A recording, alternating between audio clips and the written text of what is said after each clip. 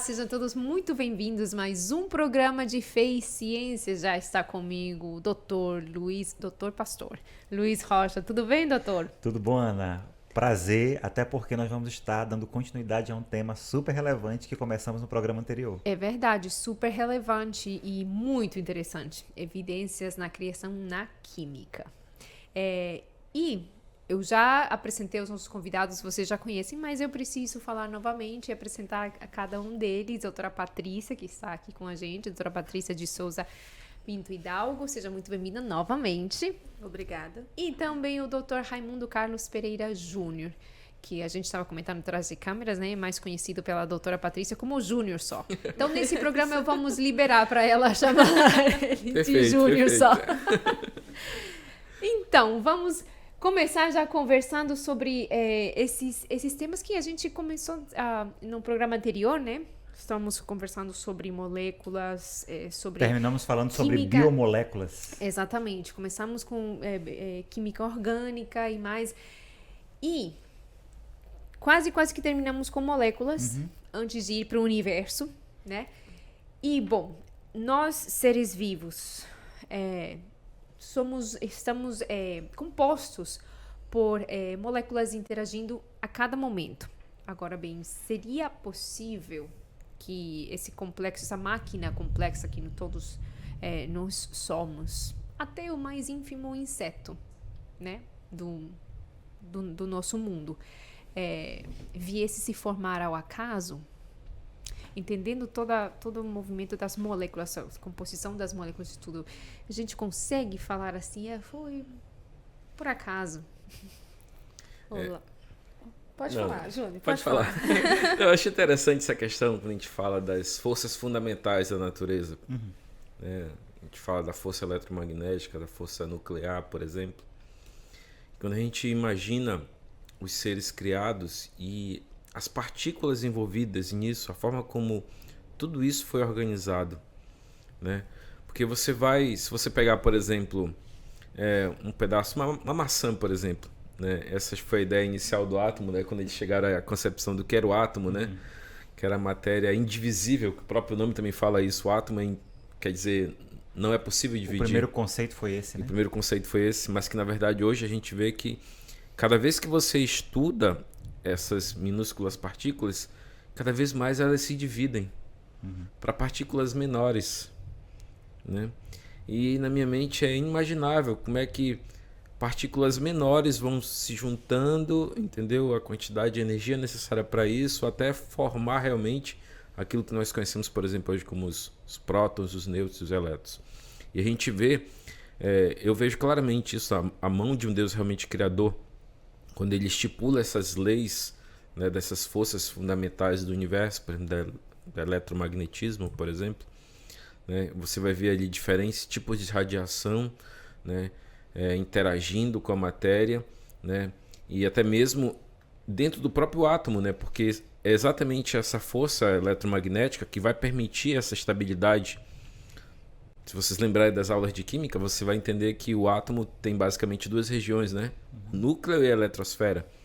Então, ali no núcleo, com os prótons, e eles interagindo ali com a carga deles positiva, interagindo com os elétrons com carga negativa. E o que a gente entenderia que cargas contrárias deveriam o quê? Se atrair, mas isso não ocorre, ok? Elas estão ali estabilizadas, né? Exatamente também por conta dos nêutrons que também estão no núcleo, né? E é interessante, eu lembro, acho que na década de 80, super interessante, já falava sobre isso, sobre essas novas partículas que dão origem a essas que nós conhecemos, né? Que são os quarks, por exemplo, né? Em especial.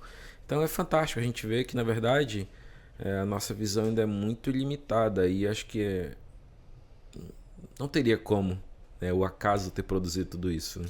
E tudo isso, né, muito regido por leis e equações matemáticas, né? Até essa interação aí entre os elétrons, a quantidade de nêutrons, né? A distância que esses elétrons vão ficar, a órbita que eles fazem, tudo é matemático. E você vai observar isso em todos os átomos, né?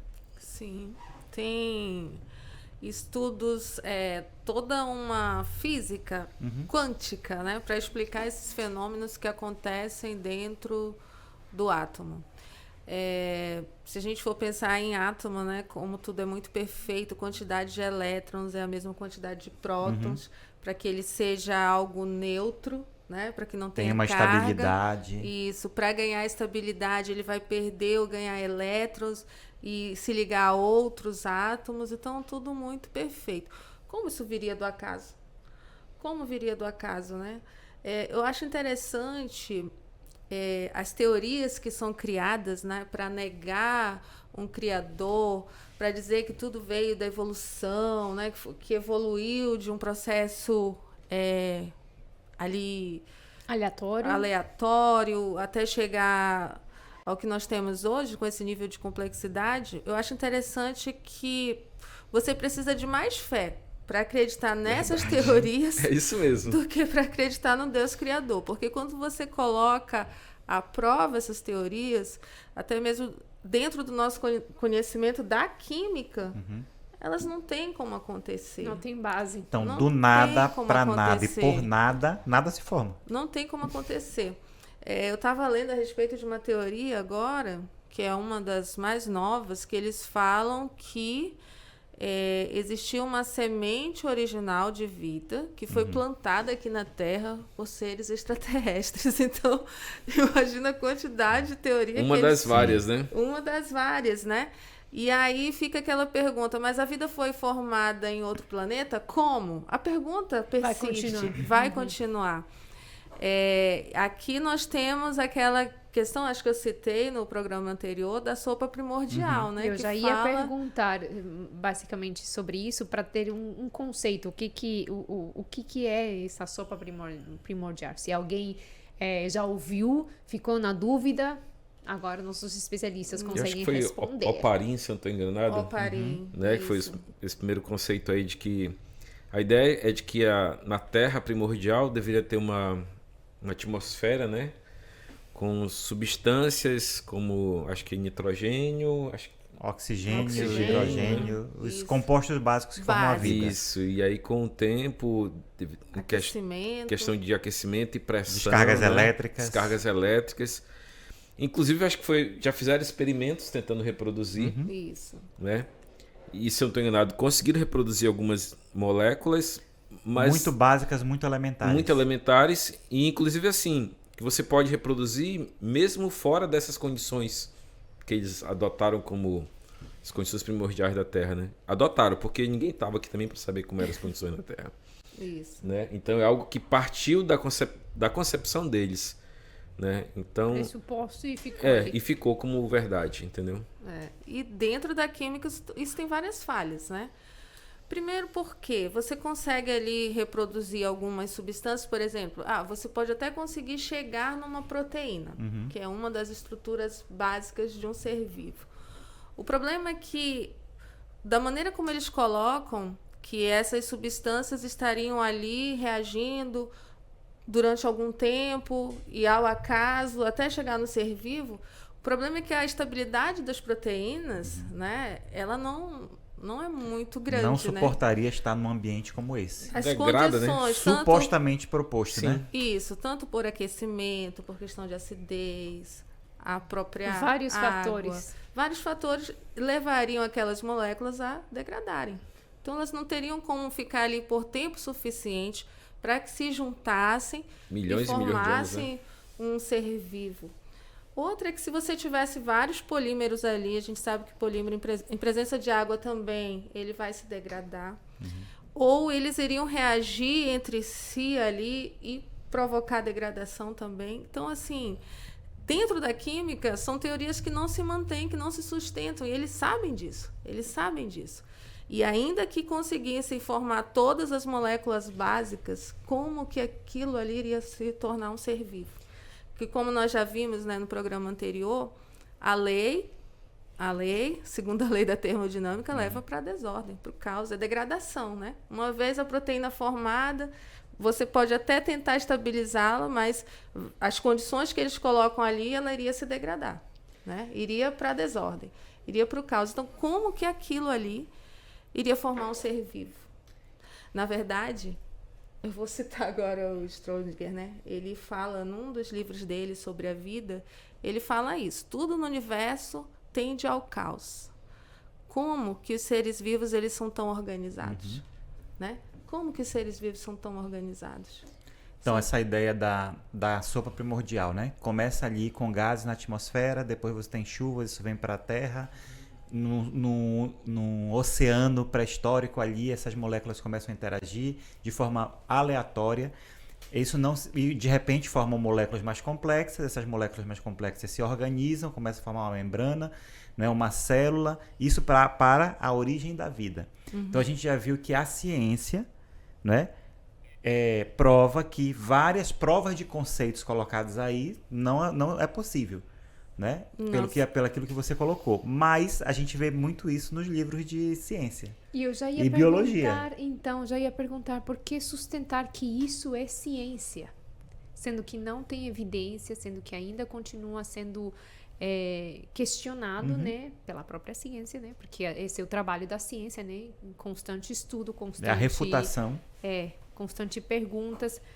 Por que ainda, então, estão aí nos livros? Por que é como se fosse a base e a verdade quase absoluta? Sim. Eu acho que é mais uma questão do ser humano, né? Ele não... Tentar explicar ou ter uma explicação para tudo, mesmo sendo algo que não pode ser provado, vamos colocar assim, né? Isso, porque ciência é aquilo que a gente busca explicar fenômenos, né? Você tem ali, você levanta uma hipótese e através de experimentos você tenta comprovar aquela hipótese. Então, primeiro a gente, como o Júnior falou, a gente não sabe as condições, eles colocam como hipótese uma condição ali no qual aquelas substâncias seriam criadas, né? Eles não têm como comprovar, porque não houve observação. Ninguém estava lá no momento que as coisas foram criadas, né? Não foi observado. Então, se não houve observação, você não tem como comprovar. Então, primeira coisa, eu acho que a gente nem pode chamar de ciência, né? Não pode chamar isso de ciência. É mais uma questão de fé. Alguém que não acredita e tenta refutar aquela ideia. Fé no acaso. Né? E o pior que é um milagre sem santo, né? O milagre aconteceu porque é um milagre de fato, tudo isso se formar, né? Mas não tem quem fez o milagre não aparece, né? Você tira de cena. E aí é onde a gente tem a visão cristã, né? Porque a Bíblia, a palavra, ela traz resposta para todas essas perguntas. Sim, porque seria mais fácil acreditar em tempo e acaso do que num Deus criador. Né? Por que seria mais fácil? Um exemplo que a gente ouve, eu acho bem interessante, é que se as coisas foram formadas com tempo e acaso da maneira como eles falam, né? Aquela sopa ali de substâncias aquecidas, fervendo ali, tudo começou a se formar. Por que hoje em dia eu não tenho uma lata de lixo que é cheia ali de proteínas, de substâncias básicas e aquecida e de repente sai um ser vivo dali? Por quê? Interessante, né? Acho que é atribuído a Einstein uma frase que diz que Deus não joga dados, né? Então, ele mesmo, né, entendeu que o acaso não partiria da mão de Deus, né? Não é sorte, né? É você colocar ali, jogar e esperar obter aquilo que você quer. Que é a forma como eles fazem, né? Eu acho que, na verdade, o iluminismo trouxe muito isso, né? Essa questão de focar muito na questão da razão em detrimento da fé. Né? Então, a partir dali, acho que muita coisa que eles tentaram explicar imbuído somente da razão, muito do conhecimento adquirido acabou sendo deturpado, né? Sim. Porque até antes disso, o que se tinha era uma razão baseada na fé também. Andava junto, né? Naquilo que você acreditava, não era algo separado. E a partir dali, não. Onde a razão teve ter assim, a sua preferência, ou prevaleceu, e excluíram a fé, talvez por isso essas teorias acabaram sendo tidas como verdades, né, absolutas sem serem questionadas.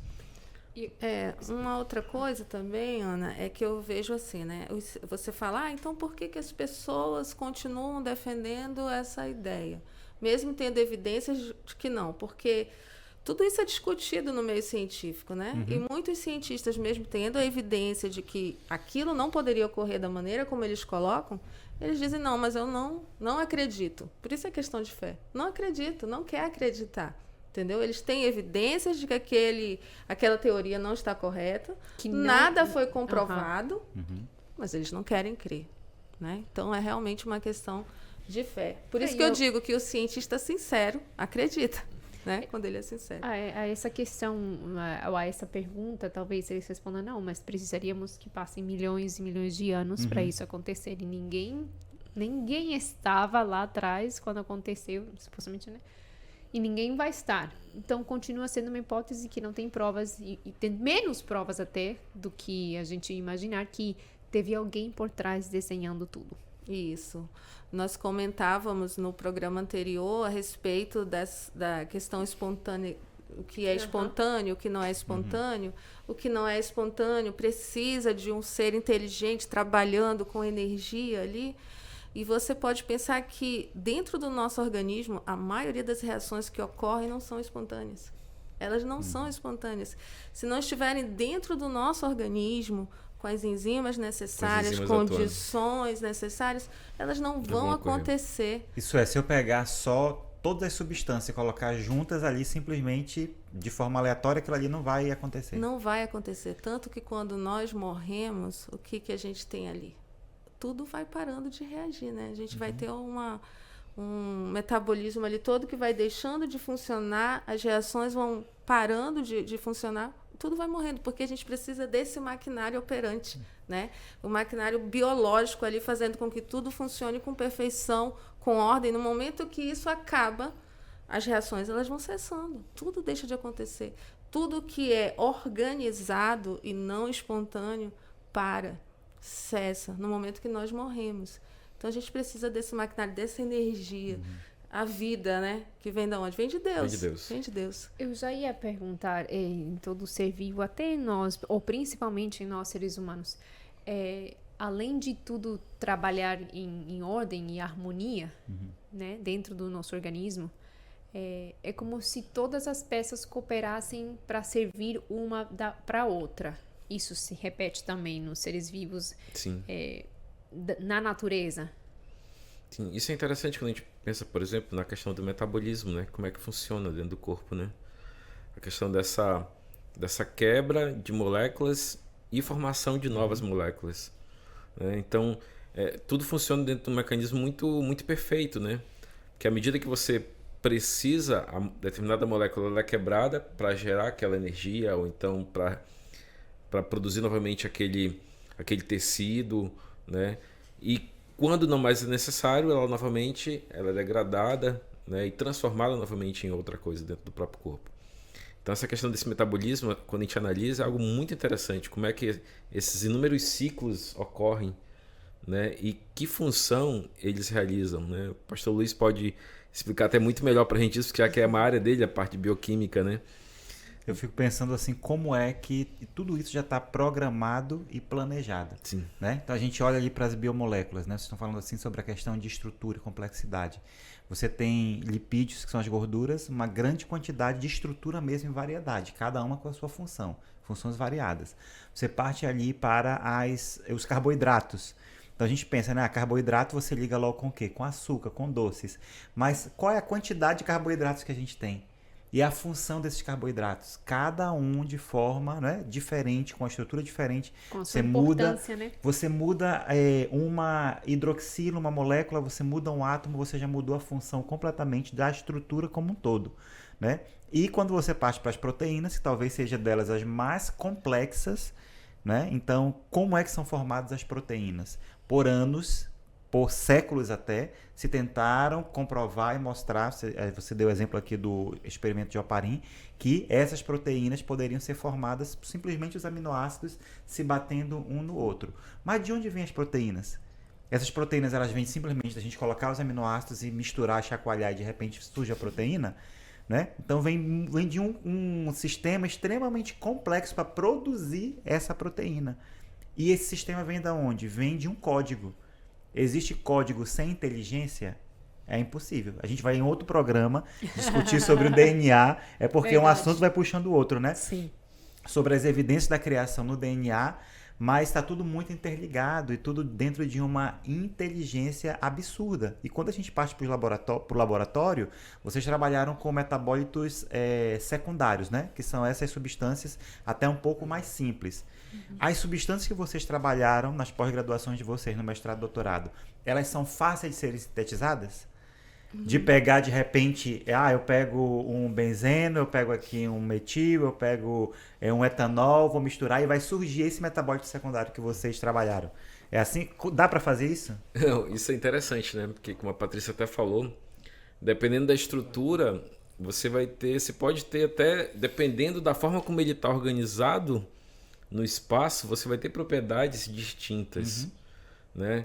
Pode ser de repente a mesma estrutura, mas mudou de repente a posição de um átomo. E você vai ter, né, propriedades bem específicas. Então, você observa isso, por exemplo, até nos óleos essenciais, por exemplo. Quando você vê, por exemplo, o cheiro do... Vocês vão associar. O cheiro do limão e da laranja.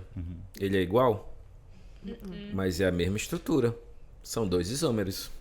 Mesma molécula. Verdade. É a mesma molécula. Quando a gente parte... O cheiro de um é diferente do outro. Exatamente. Mas é a mesma molécula. Mas são isômeros diferentes, distintos. O que muda é só a posição de um dos átomos, né? Um para a direita, outro para a esquerda. E aí já muda o odor, já vai mudar a propriedade. Vai mudar a propriedade e tudo mais. Muda mais. tudo. Essa questão... Sim, essa questão da síntese, eu até brinco com os meus alunos, né? Você vai para o laboratório, você vai sintetizar algo, né? Uma substância. Você não pode colocar ali num Becker, num Erlen Meyer, que são vidrarias que nós utilizamos no laboratório. Você vai colocar as 2 substâncias e dizer assim, vocês vão reagir só entre vocês. Vai passar a noite aí rodando. Só vocês duas vão se juntar ali para formar o produto. Não é isso que acontece. Você tem milhões de reações acontecendo ali. Tanto que você vai ter um produto principal e subprodutos. Que você vai ter que separar, que você vai ter que purificar, porque as moléculas vão reagir entre elas. E esses subprodutos que é a loucura do químico, né? Isso, agora... Tu imagina isolar. O que é a loucura de dizer que você vai colocar ali várias substâncias e elas vão reagir da maneira correta. E eu vou ter específica. Né? Com esse formato específico que as enzimas precisam para poder formar o ser vivo. É muita loucura. É muita fé que precisaria. Eles precisam de muita fé para acreditar numa fantasia. É verdade. Mas é necessário estudar de alguma certa forma e saber também as teorias da evolução, vocês consideram, pelo conhecimento, para continuar discutindo, para continuar levando tudo isso a parte de questionamentos, ou o próprio exercício da ciência? Eu acho que a gente pode ir pelo verso lá, 1 Tessalonicenses 5:21, né, quando ele fala que examinai todas as coisas, mas retende o que é bom. Ok? Então, a nível de conhecimento, acho que sim. Até porque na faculdade você vai ter esse contato, né? Mas, acima de tudo, é aquela questão, né? É reter o que é bom. É conhecimento? É conhecimento. Você vai ser avaliado por isso? Você até vai ser avaliado por isso. Mas nada vai te obrigar a fazer com que você deixe de acreditar naquilo que você realmente crê. Né? Você não pode perder esse foco. Ok? Em termos de conhecimento, de certa forma... É um conhecimento que foi produzido, né? É uma teoria, ok? E por mais que eles também coloquem, no caso, aquilo que nós acreditamos como teoria, né? Que é tido como teoria evolucionista e teoria criacionista. Né? Quando que, na verdade, deveria ser a teoria criacionista, mas seria teoria evolucionista, mas na criação não. É lei, né? Porque realmente foi aquilo que foi realmente feito, né? E foi provado, porque foi o próprio Deus que fez. Ok? Então, a nível de conhecimento, acho que sim. Vale a pena você ter, até para poder também saber o que refutar quando for questionado. Ok? E em que está baseado também a tua fé.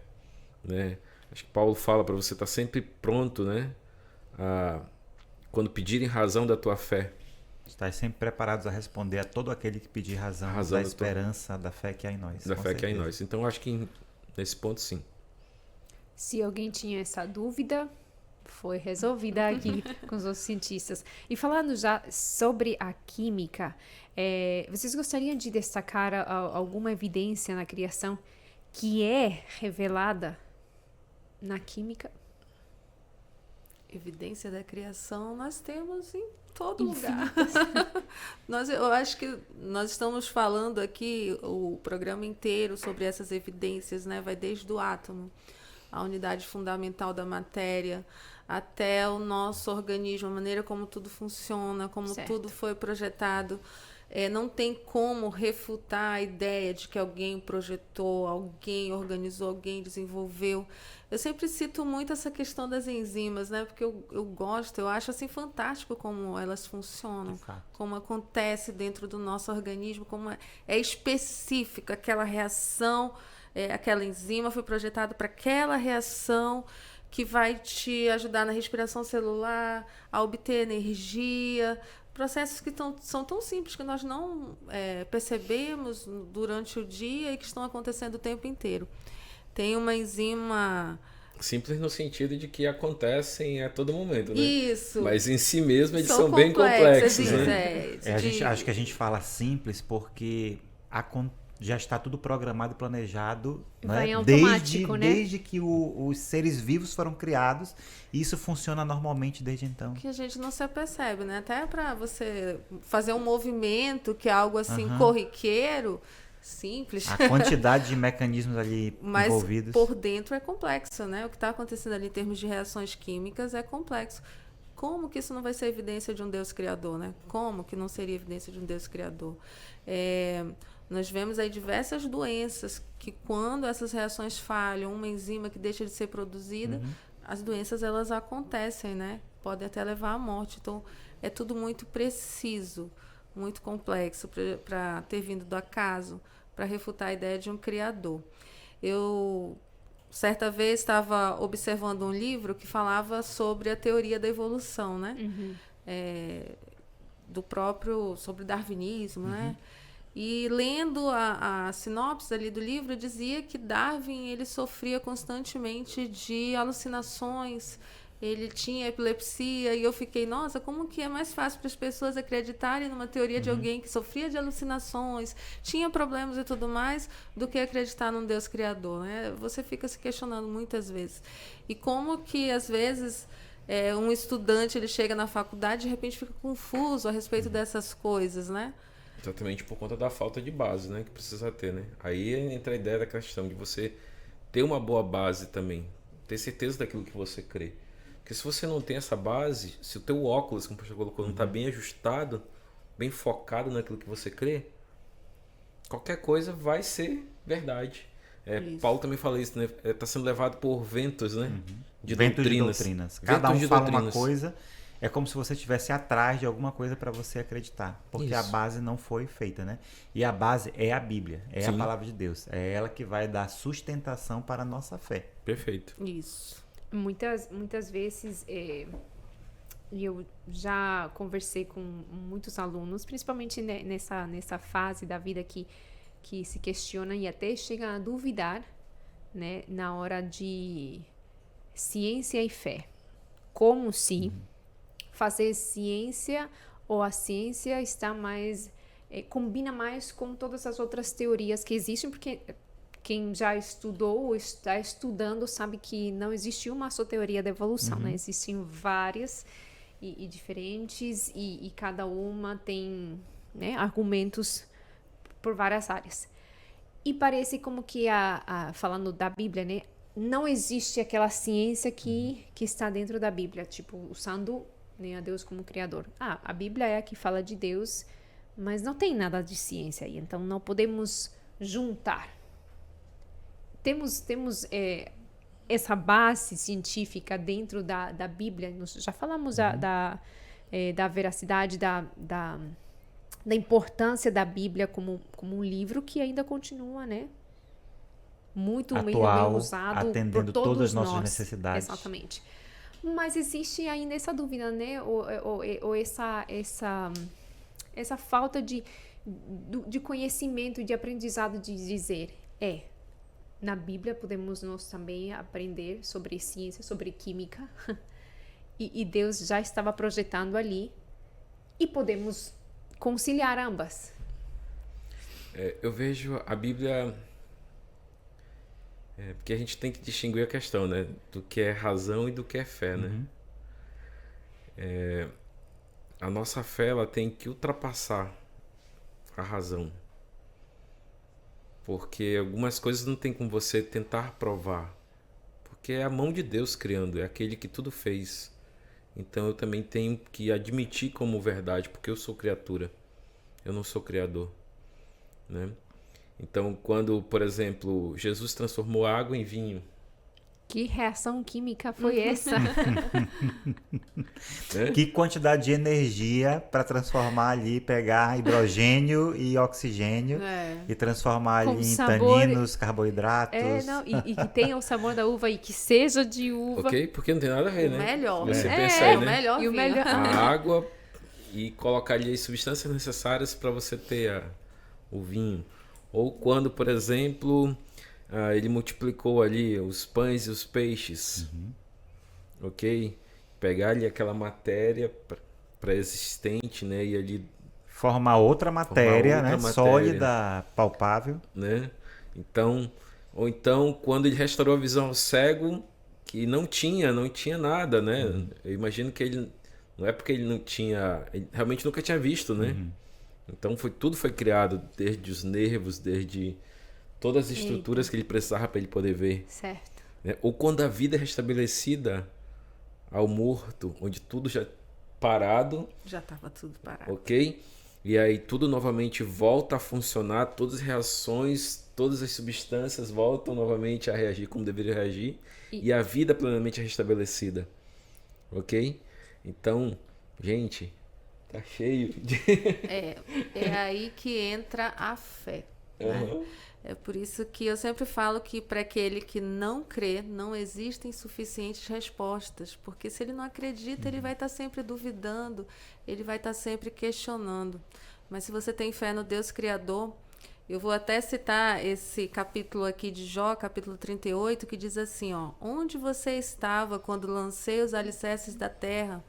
Responda-me se é que você sabe tanto. Quem marcou os limites das suas dimensões? Talvez você saiba. E quem estendeu sobre ela a linha de medir e os seus fundamentos sobre o que foram postos? E quem colocou sua pedra de esquina enquanto as estrelas matutinas juntas cantavam e todos os anjos se regozijavam? Quem represou o mar, pondo-lhe portas, quando lhe irrompeu do ventre materno, quando vesti de nuvens e em densas trevas o envolvi? Então, é uma série de questionamentos. É como se Deus dissesse: quem é você para questionar a obra criada, tudo isso que existe e como funciona de maneira tão perfeita, né?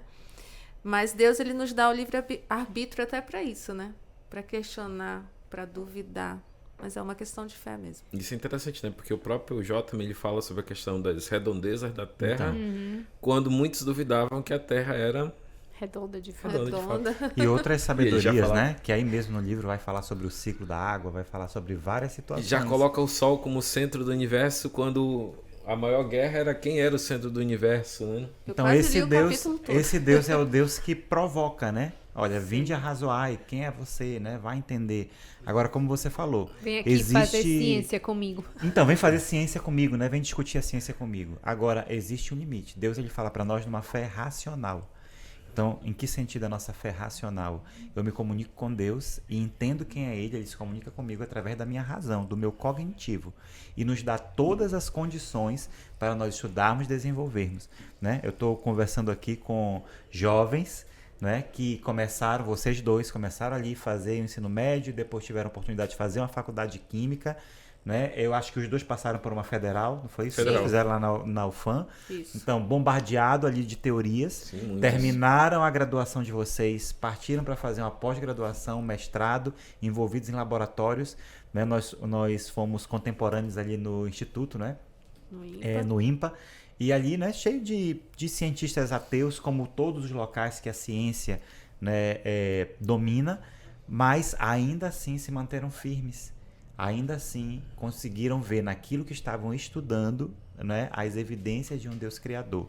Isso. Então, Deus fala com vocês através da palavra, fala conosco através da palavra, da oração, se comunica com o nosso intelecto, com o nosso cognitivo e nos dá a oportunidade de nos desenvolvermos. E aí vocês foram estudando mestrado, doutorado, né, desenvolvendo pesquisas, mas a gente entende também que chega a um limite em que eu tenho que realmente, como o Júnior falou, entender, ó, né? Aqui é o limite do conhecimento e eu tenho que ter a fé aqui, porque Deus guardou esses segredos aqui e vai soltando para a humanidade pouco a pouco.